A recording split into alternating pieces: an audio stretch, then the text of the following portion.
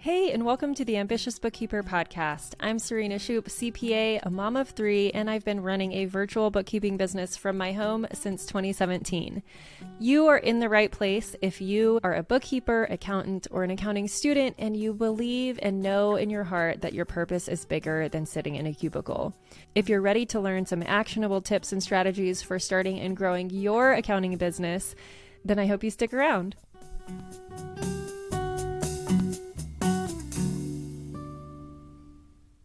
Welcome back to the Ambitious Bookkeeper podcast. And welcome back, Sharon. I'm so excited to have you back on the podcast. I was trying to look at the last time we recorded and I can't find it. So we'll have to link that episode in the show notes. But welcome back.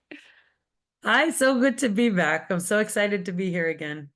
Good. How are you? Awesome. I'm doing well. So last time I had you on, we talked a little bit about self-care and all that kind of stuff, which would you like to share an update? Yeah. So, so basically last time we spoke, that was right around like a difference of a week or two from when I got diagnosed with cancer. I got diagnosed with multiple myeloma. Wasn't sure I was able to do that podcast recording. Remember? I don't know if you remember. Yeah. And we winged it. We went through it. So we're almost celebrating my first year cancerversary. So it's been a long time, actually. Yeah.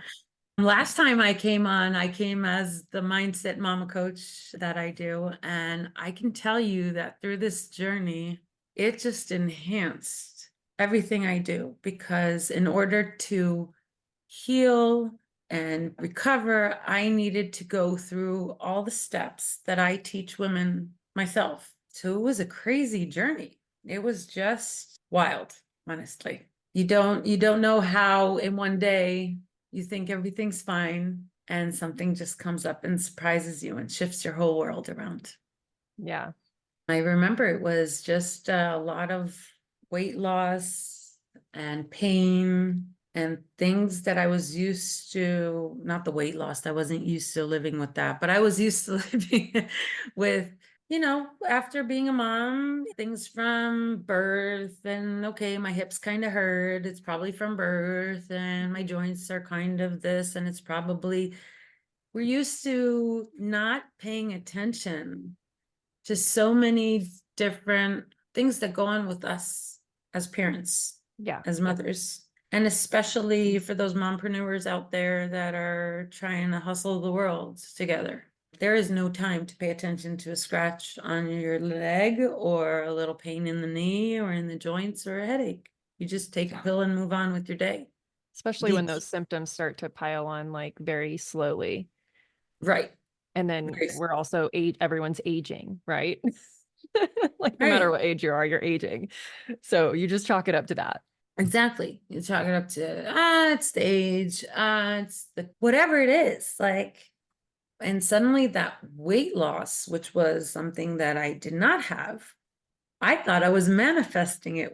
I was like really focused on being healthy. I was doing all my manifestation works, and suddenly I was like, wow, I lost a pound. That is amazing. I didn't even have effort. And then I lost another, and then I lost 2, 3. And then from week to week, I just ended up losing close to 25 pounds, I think, within 2.5 months. Did you even have that much to lose? Oh, I did. Oh, I Okay. did. I met you at the end of that. So Yeah. No, you met me, and now I am 20 pounds less than what you met me a year okay. ago. So Wow. it's, yeah. So I guess I had more to take off. But and from one meeting with the doctor to the next, which was in a week difference, I lost 3 pounds. So it was like it reached a point that I couldn't not like shut my eyes anymore and not pay attention. And I want to say a very important thing to everyone that's listening now. The reason I went to the doctor was not bravo, how amazing, great thing you caught it on time. No, I went to the doctor because my parents, I'm a 45-year-old woman, but my parents were on my case and forced me to go.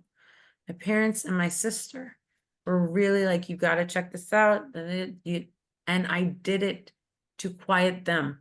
And another amazing epiphany that I had, and luck or synchronicity, or however you want to call it, a week before that second appointment that I had with my doctor, a friend spoke to me and she said, look, I know you, and whatever the doctor's going to say, you're going to be like, oh, okay, and be nice and everything. I am preparing you now. You must be your own advocate. You have to be your own advocate.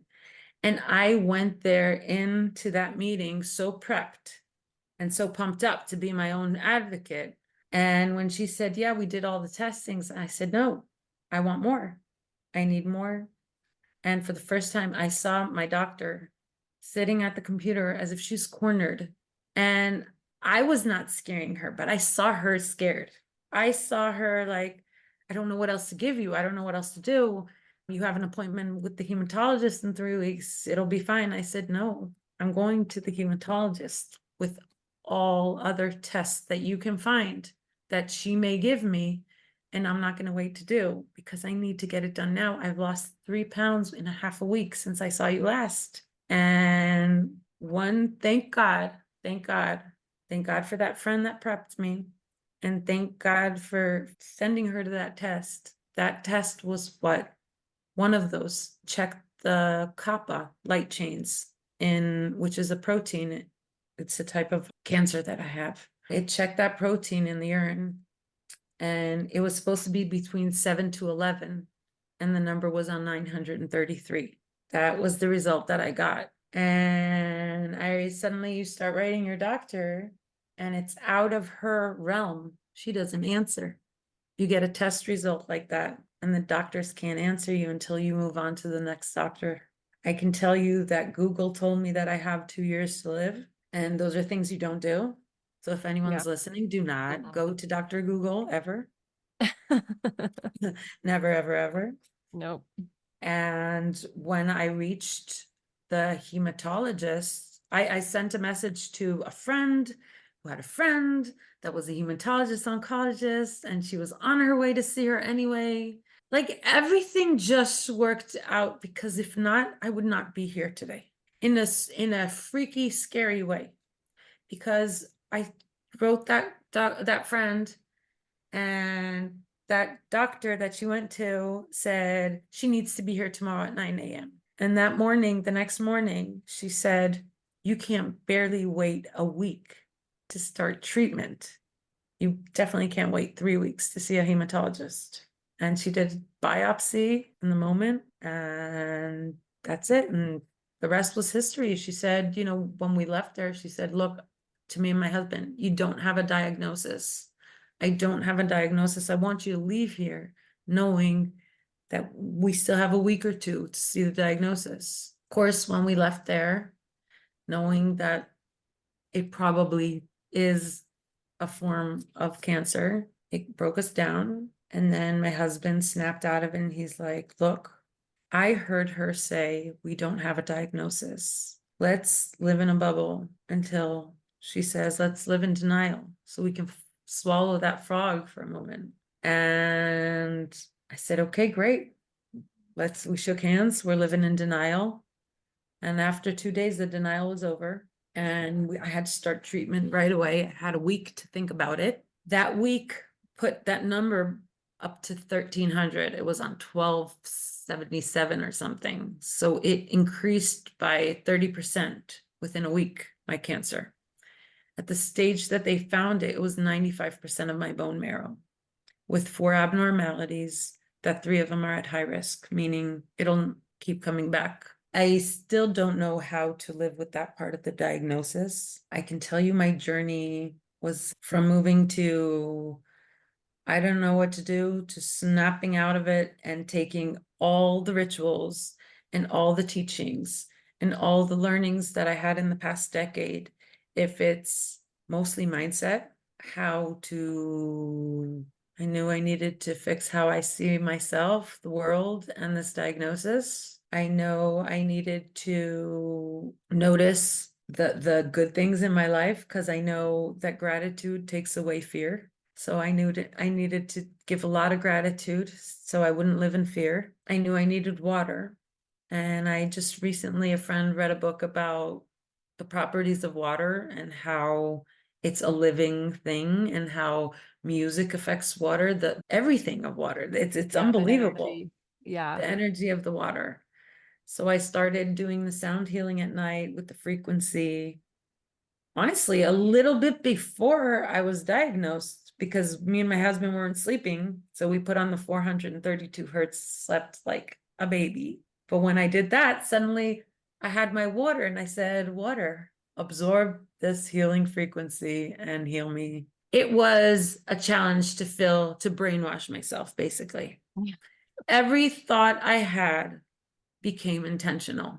Every moment was trying to focus more and more on the present and what I'm doing at the moment in order to not fear the future and what's coming on to me. And I feel that those things that I did and staying in that mindfulness, in that intentional living, in the present moment allowed me to take away a lot of those negative feelings and allow my body to heal. After they told me that they're not sure that I would get clean and be in remission if I don't do the chemo and the stem cell therapy transplant, sorry. And I knew that I have a big conflict with chemotherapy, an inner conflict with chemotherapy. So my goal was not to do it. And they said, look, we don't know if you're going to be clean within, you can either react very well. I could tell you that I told them, look, if there is 1% that did it, I'm going to do it too, because I can't do the chemo. I can't do something that I'm conflicted with. Within 6 weeks, I was back in the normal range. They didn't believe it. After 4 weeks, my 1300 number went down to 200. And after 6 weeks, I was within the range, almost within the range of the 9 to 11. I think I was on 18 or 19 or something like that. And the doctor said, look, we don't know what you're doing, but whatever you're doing, just keep doing it because it's working. So it's great. And I could tell you it wasn't just that. I had healers and like I did a whole bunch. I'm not going to keep everyone bored with that, but I did a whole bunch of different practices and I didn't know which one worked. So I just did everything and Yeah. continued. That's when it Today, makes sense to throw spaghetti at the wall. right. Exactly. You don't have time to test things out. Right. After 6 months, I did a deal with the doctor. I was like, look, give me one more cycle. She's like, you need at least 6 cycles. I said, give me those 2 more cycles. And if I'm clean, I'm not doing the chemo. And she said, that's the only way I would not let you do the chemo. And I was completely in remission, which was for them amazing, for me a victory, because I did not need to go through that. I know it's still on the table, but as of now, it's not relevant. So I feel like this journey is a victory, and I feel like it enhanced my purpose and it enhanced my journey and the work that I do with women and with mamas. And I also work with women with cancer today. And during the time that I was in treatment and I could not work one-on-one with women, I created a mama journal, which has a lot of the practices that I did. It's called Living a Happy and Balanced Mama Life. And I would love it inside. Let me just share a moment what's inside. Yeah, please. So inside you have in the beginning a self-assessment, and basically you could do the wheel of life and see where you are today. So before you start the journal, you kind of get an evaluation of where you are. After that, you have 6 months. Each month they're undated, and you can choose like to use it for a month, put it down, and then take it whenever you need it. Within the month it starts with a blog, and then you have a monthly plan, a weekly plan with to-do lists, and then each day has 2 pages with different prompts. And the prompts are basically, you have an affirmation for the day, you have a mindfulness activity for the day, the intention. I told you I do everything with intention today. So when I make my coffee, for example, I spell my coffee. I may have even mentioned it in our previous podcast because it's something I've been doing for a long time. I spell my coffee with the intention of the day. So sometimes it will be ease, and sometimes it's patience, and sometimes it's remember to breathe, whatever it is for that day. And I just put it in my coffee, think about it when I'm mixing it. And while I'm drinking it, I imagine it being absorbed in my body, in my cells, and walking me through the day. So the first prompt is, what intention will you spell your coffee with today? And then the aha moments of the day, time to pause and reflect, little bit of gratitude, little bit of letting go, different practices that are crucial for us. And I believe that after doing it for a month, it's a way to affirm those habits. And slowing down.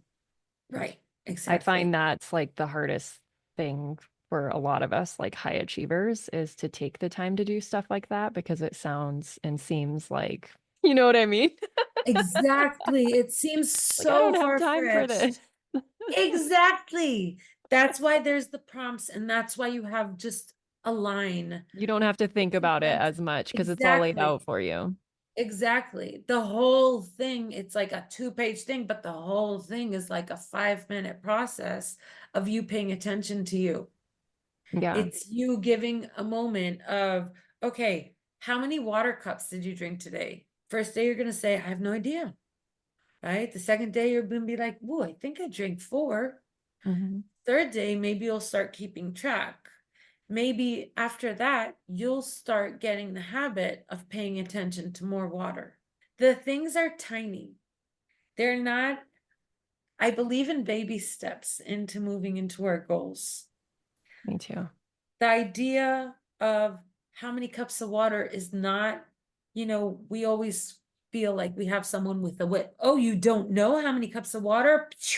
I'm like, how is that? It's such a bad person. I don't know how many cups of water I drink. No, it's a realization. It's an awareness of, ooh, I don't even know if I gave my body water, right? We wouldn't say that about our car. Ooh, how long has it been since I gave it gas, right? We No, we are drive lucky it. we have a gauge. We don't have a gauge on Exactly. our body. But we do.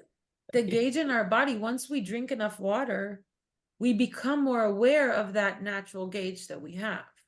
We become more aware of that headache that comes to mark, hey, you're really dehydrated. And not just, ooh, I have a headache, probably caffeine, I need a little bit of water. You know what I mean? Like we go and just take an Advil, basically. Yeah, I know. Um, I just suffer through it. right, right. So it's just like little reminders of, for example, how did you show up for you today? And maybe the first day you're just going to leave it blank and write a question mark and be like, I have no idea how I showed up for me today. Right? Yeah. But maybe thinking about that every single day will make you start thinking, how did I show up for me today? Especially all you mamas out there. How did you show up for you today?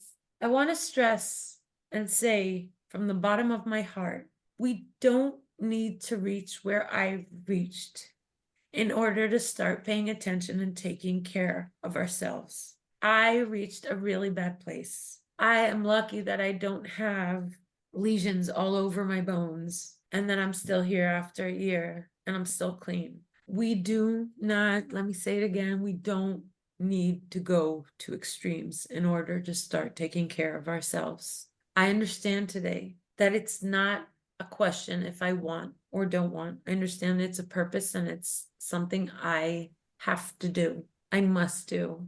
I want to tell all you mamas, please give yourself attention. Please give yourself care. Please pay attention to where you are, what you're doing. Acknowledge yourself, acknowledge your worth. We go to places sometimes we don't even know what color we like anymore. We don't know what song we like besides listening to Coco Melon at a certain stage in our kids' life, right? Like, what song? What new song? I know Coco Melon, or there's so many different things that we lose who we are completely. And I'm urged today to tell everyone, please pay attention to you. please give yourself those 5 minutes to fill out this journal. And yes, it's 5 minutes. It's 5 minutes. And it's a moment for you to take care of yourself and to pay attention to your thoughts and to get clarity on where you are and what you still need. And another thing I'm saying, I'm here. If anybody needs to reach out, wants to reach out, I'm here to help. So I'd like to do a giveaway. Anyone who'd like to sign up for that giveaway can download the Mompreneur's Guide to Mastering Your Inner Dialogue. Once you sign that in, mark that you came from Serena's podcast, and you will enter a giveaway, and I will send you, the person that we raffle off will receive this journal, and I will send it out to you. Yeah, I have a copy of the journal and it's beautiful. I have some questions about it because of I'm here to I know who answer. my audience is too. So I'm like, I'm asking for myself and for my audience. Yes, Is the please. journal something that you recommend? Everyone, not everyone that listens, but a good chunk of us who listen we like a good, instructions and a step by step. So the journal it's like also a daily planner, correct? So would you recommend sitting down each morning to fill out the journal or in the evening or both? How is it intended to be used? What I would do is when I get the journal, I would read the beginning, the intro.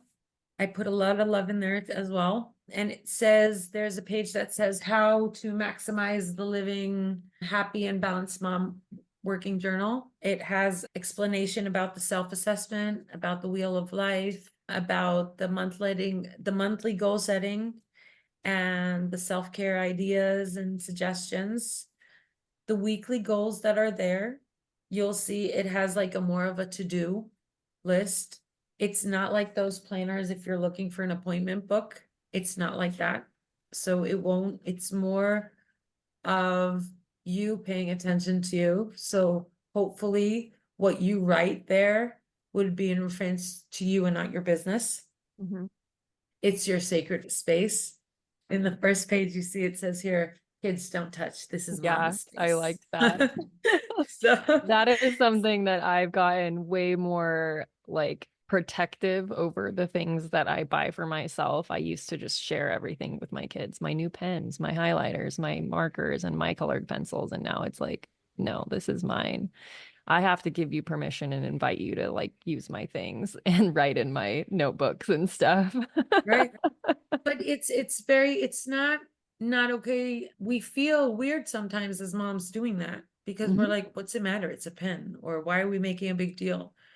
But those things are also setting our kids up for success because our kids need to know these things when they go out into the real world. And our family structure is just a reflection of what they're going to get outside. So if the way they treat their parents is the way they're going to treat people that they need to respect or are in charge of them at work or their bosses or Yeah. things like that, and the way they treat their siblings is the way they're going to treat their peers, their coworkers, and Yeah. so yeah, we're setting them up for success. It's a very good thing what you're doing. Teaching them boundaries. That's Yeah. not something that I had growing up. And then it's like if there's no boundaries among your family members in your household, then your kids are going to go out into the world and not have boundaries with anyone else. Right. So, Which can hurt them mhm. and the others, and mostly them. And so I would say in the evening, and maybe set up the things for the morning, because there are prompts there for the morning. Mhm. I just know that some people are more, I have a friend that does it every morning, and I have a friend that does it every evening. So that's why it's hard for me to Yeah. answer. Depends on the person, but it's good for Exactly. both. Yeah. It's Okay. good for both. I think because of the fact that they have like aha moment of the day, or there's inhale the good SH start T. I don't know if you have kids listening. So what are you grateful for? And exhale the bull, the BS Mhm. is let it out, and anything you need to empty out and let go of so you don't move on your day with. So those parts are like, for example, at night, just like mentioning an incident that's stuck with you all day, like someone cut me off and it really pissed me off. So great, write that down. and make peace with that person. And because when we're making peace with someone, we need to understand that the person doesn't even need to be there. We're making peace with ourselves. Yeah. We're allowing ourselves to let go of something that's frustrating us. We are allowing ourselves to move on. We're allowing ourselves to forgive in order to just understand that that's not what's supposed to rule our world or our day that day. That lesson took me a really long time to learn, that forgiveness Yes. doesn't mean that you're absolving someone of what they've done or anything like that. It's more of a release for yourself to be able to move on and move I forward. could tell you my generation, most of us are trauma based. I mean, we've all had traumas in our lives, and we grew up in well, just look at the 1978, 1985 movies, and you'll see really quick. I saw Rocky with my kids the other day, and I'm like, oh my goodness. So there are things that were allowed back then that are not allowed today, and we are still carrying them, and they're not ours, and they're not relevant for us, and they're controlling our lives, and they're putting a stop to ours. And the only reason is we're so afraid to forgive and let go because it's not okay, things that went on. But on the other hand, we're just hurting ourselves. Mm-hmm. So forgiving and let go is just like we can let the people move on from our lives, basically, and differentiating. That's what I really love about EMDR therapy, is it Yes. really helps with that process, because it's like it's in your brain and your body, and you can just release it without having to really talk about it. Yes, that's true. That's true. It's an amazing technique. Amazing technique. So there will be a link, I guess, right? Yeah, we'll put a link in the show notes to this episode, and the giveaway will begin when this episode goes live. So if you're listening to this, you can grab that link, download it's a free ebook, correct? Yes. And It's free. then that will give you a lot of amazing insights and information and help in that book, for one, but for two, we'll enter you into the drawing for this journal. Or of course, you can always buy the journal, and so we'll drop the link to that as well. And yeah. Great. Yeah, And thank you awesome. so much. And whoever wants to continue and be in touch, there's my Facebook group, Happy Bounce Mom, and you can find me on Instagram. I'm here to help. Please feel free to reach out with anything. Yeah. I'd love to help. Thank you so much again for your time. It's always a pleasure chatting with you. This Thank you, time the audience Serena. got to hear our little chat. So yeah, I'm so glad we connected again. Same here. Take care. Thank you so much for having me. You're welcome. Thank you to everyone who helps make this podcast possible. Content and interviews are produced by me, Serena Shoup. Our intro and outro music is written and performed by my brother, Ian Gilliam. Editing is also by Ian, using his awesome sound engineering skills along with Descript software. Hosting and publishing is by Buzzsprout, and you can check out the show notes for links to all of these amazing resources and resources mentioned in the episode.